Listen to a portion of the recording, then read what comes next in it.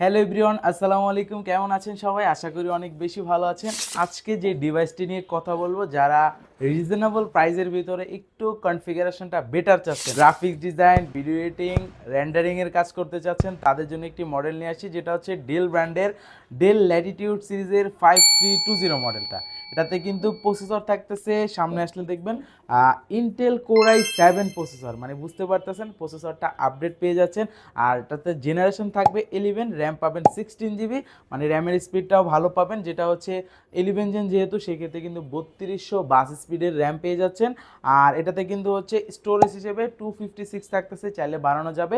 13.3 inch কিন্তু nano বেজেল display পেয়ে যাচ্ছেন, ফুললি কিন্তু সিলভার কালার। দেখেন, আশা করি ডেলের ডিভাইস মূলত হচ্ছে সিলভার কালারগুলো অ্যাভেলেবেল কম থাকে। আশা করি এই মডেলটা আপনি দেখলে চয়েস হয়ে যাবে। যেটা মেন কথা, সবার আগে প্রাইস দেখে চয়েস হয়ে যাবে, কারণ একটা 11 জেনারেশন 16 GB র্যাম, তা আবার কোর i7 প্রসেসর যদি আপনার ল্যাপটপটা পারচেস করতে যান, মানে প্রাইস আইডিয়া করেন, অলমোস্ট আপনার হচ্ছে 45 থেকে 50 হাজার টাকা বাজেট ধরতে হয়।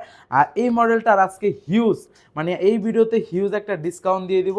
যাদের লাগবে অবশ্যই শোরুমে আসতে পারেন, আর যারা শোরুমে আসতে পারবেন না, তারা কুরিয়ারের মাধ্যমে নিতে পারবেন। প্রাইস রাখতেছি মাত্র 38,500 টাকা, একদম অবাক করা প্রাইস।